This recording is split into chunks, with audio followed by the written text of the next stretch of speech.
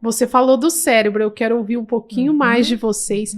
Quais são essas áreas, então, sensoriais, né? E dentro do cérebro, qual é esse processo de aprendizagem? Então, no cérebro, para quem está nos assistindo, eu sei que aqui a gente já entende bem de cérebro, mas o nosso cérebro, ele tem, cada pedacinho do cérebro tem a sua função, ou funções, né? Então, cada área vai ter o seu objetivo, o seu trabalho. Então, o que acontece? Várias áreas, então, isso é muito comum. A pessoa já falou assim, fono, meu filho não fala, fono. Meu filho não tem dificuldades motoras, psicomotricista, TO, físio. Meu filho tem dificuldade no comportamento, psico. Meu filho tem dificuldade na leitura, psicopedagogo. E para. Aí você fica assim, cadê? Cadê a musicoterapia? E as pessoas falam, tá, mas o que a musicoterapia faz? E aí eu sempre falo assim, ela aborda todas essas áreas. Porque o cérebro, ele é uma comunicação. Então nós temos ligações, conexões neurais no cérebro. Então quando eu toco, pode estimular várias áreas ao mesmo tempo. Então, a gente fala de estímulos, né? Estímulos multifatoriais ali no cérebro. Então, quando você está com aquela criança, vou dar um exemplo. Eu canto pra você assim. Esse é o exemplo que eu sempre dou, mas ele é bem interessante. Você canta, o sapo não lava o pé, não lava porque não quer. Ok, eu estou ouvindo. O que está desenvolvendo o meu cérebro? O córtex auditivo, porque é a primeira, né, o primeiro contato ali. Um córtex ali pré-frontal, trabalhando toda essa imaginação de, opa, o sapo lava o pé, ele não quer, por que ele não quer e tal. E aí você vai fazendo esses trabalhos, claro que muitas vezes a criança ainda não consegue realizar, e a gente vai, sim, estimular isso. A criança, se ela tá parada, olhando para você assim, ouvindo, mais ou menos isso que vai acontecer. Agora, se eu faço todo um envolvimento com aquela criança, então, vou dar aqui até um exemplo. Olha, ela trouxe até uns materiais, vejam lá. Para quem tá ouvindo pelo Spotify, tem que ir pro YouTube. Tem que curtir e compartilhar, gente. Isso. Então, aqui, por exemplo, eu estou trabalhando com a criança a música do sapo. Eu posso pegar uma bacia. Em casa a gente pode fazer isso, né? A gente vai pegar a bacia, vai encher de água, a gente vai fazer toda uma história que o sapo mora na lagoa, né? E ele toma banho naquela lagoa, ele gosta e tal. Então, aí eu trago pra você ali a música, eu trago um sapinho. Olha o sapo e tal. A criança já trabalhou o córtex visual dela. Eu estou olhando o sapo, eu estou vendo, eu estou pegando nesse sapo. E aí você pega uma água e você começa, por exemplo, ou o balde mesmo, e você começa a espirrar água. Você já está trabalhando a questão sensorial nessa criança. Então você pode pegar uma buchinha, essa buchinha não pode faltar na minha sessão. Eu lavo o pé do sapo, o sapo não lava o pé, ok. Daqui a pouco eu mudo. A Andressa não lava o pé, não lava porque não quer. Eu não vou mais lavar o pé do sapo. Eu vou lavar o pé da Andressa. E aí, nesse momento, o que acontece? O cérebro, ele tá acostumado com aquela mesma música, que ele já ouviu várias vezes na internet, no YouTube, ele já conhece. Ele, opa, teve uma mudança? Era o sapo, agora é a Andressa. E a gente já começa, vamos cantar comigo, se a criança é verbal? Vamos mudar essa fala? Então, a gente vai trabalhar. Nós trabalhamos com na música, ela vai atuar no córtex pré-frontal, no córtex sensorial, no córtex motor, no córtex auditivo, que é a primeira parte, na verdade, que trabalha.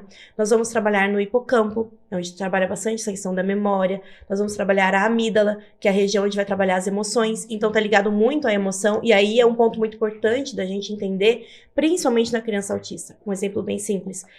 No meu estágio ainda, quando eu fazia, nós tivemos uma situação que toda vez, ao lado do meu estágio, tinha um bar. E algumas vezes uma criança, ela tinha crises muito intensas, fazia xixi, vomitava, tinha algumas dificuldades, ok. E a gente não entendia porque eram algumas vezes assim, não tava batendo a nossa análise. E a gente começou a levar pra fora da clínica. O que tá acontecendo no bar? E a gente, depois de muito tempo, o nosso professor, no caso, ele começou a perceber que toda vez que tocava pagode, aquela criança, ela tinha essas crises. E aí ele foi conversar com a mãe, eu não participei dessa conversa, mas foi conversar com a mãe, e a mãe falou assim, olha, é uma triste realidade. Quando eu estava grávida, meu marido me maltratava quando eu estava bêbado e ele cantava pagode.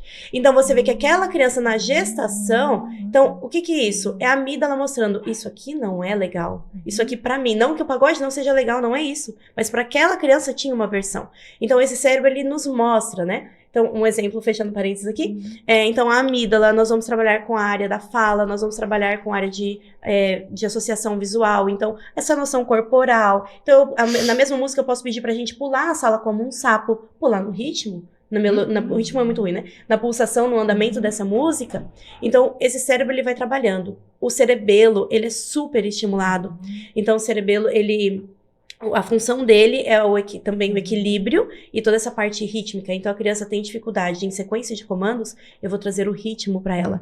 Músicas com uma batida, mais uma marcha, assim, eu vou trabalhando com ela. Uma criança muito ansiosa, a gente trabalha muito ritmo. Então, algumas áreas aqui que eu trouxe, deixa eu pensar, no Núcleo Jacobense a gente trabalha bastante também, toda essa questão de criação musical. Então, eu estou criando, gente, muita coisa, mas assim, elas se comunicam ao mesmo tempo. Então, não é que, estou atuando só na área sensorial. Não, no córtex sensorial. Eu estou em tudo ao mesmo tempo, fazendo com que as conexões neurais, elas sejam mais desenvolvidas. Nada é recortado, né? É tudo uma união, tudo ao mesmo tempo. Tudo ao mesmo tempo. E nada é só um achado, né? Acho que estimula. Então, eu que não era a minha base de pesquisa, ontem fui aprofundar ainda mais. E assim, vejam, já tem artigos científicos mostrando claramente, por ressonância, testes de ponta, né? De ponta, que tem sim, e nós temos evidências dessas mudanças, né? Então, não é acho que estimula, sim, já tem evidências, então é algo assertivo, não é vou fazer um teste, sim, vou submeter o meu filho a experimentos. E isso acontece muito na sessão. Eu falo para os pais, eu explico, olha, eu estou aqui com o seu filho, eu fiz uma escala, eu fiz uma avaliação nele, eu vi o que os outros profissionais falaram, eu entendi a realidade dele. Eu não vou pegar uma música dessa, a criança tem uma sensibilidade à água, eu não vou sozinha colocar essa água na criança, ou brincar com a chuva, com a água. Eu vou pegar a orientação do profissional, do TO, e vou falar, e aí, vamos juntos? Então, por exemplo, tem um paciente que eu divido com o Cristiano. O Cristiano às vezes fica doido, eu mando pra ele e falo, Cristiano, e aí, o que eu posso incrementar aqui? Então, eu estudo aquela criança e falo, tá, dentro dessa atividade, o que eu vou focar? Eu vou focar na mudança na criação vocal, eu vou focar no que na criança fala. Então, por exemplo, na música nós temos graus, dominante, subdominante, tônica, temos a sensível. Então, se eu canto pra você assim, ó, seu Lobato tinha um sítio, e aí, o que sua cabeça faz?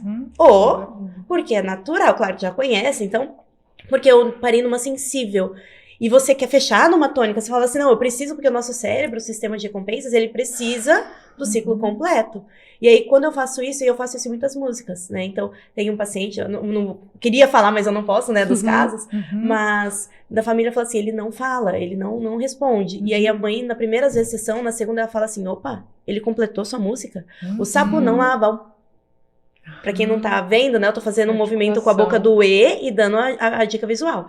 Sapo não lava. E ele quer fazer, ele quer terminar aquilo. Aí ele fala, isso? Pé, não lava, porque e tem profissional que fala assim pra mim, a Andrea fala assim, nossa, porque a musicoterapia foi incrível, meu filho falou pela primeira vez lá, e às vezes a fono olha e fala assim, tá, ele tá comigo há 3 anos, ele tá comigo há 2 anos, eu falo, gente, não é a musicoterapia, é um trabalho em conjunto que naquele momento foi tão solto com aquilo que ele já gosta tanto, que o negócio, assim, parece que, eu falo que a música, ela vai explodindo, são como se fosse fogos de artifício no cérebro, ele vai explodindo ali várias áreas, sou apaixonada.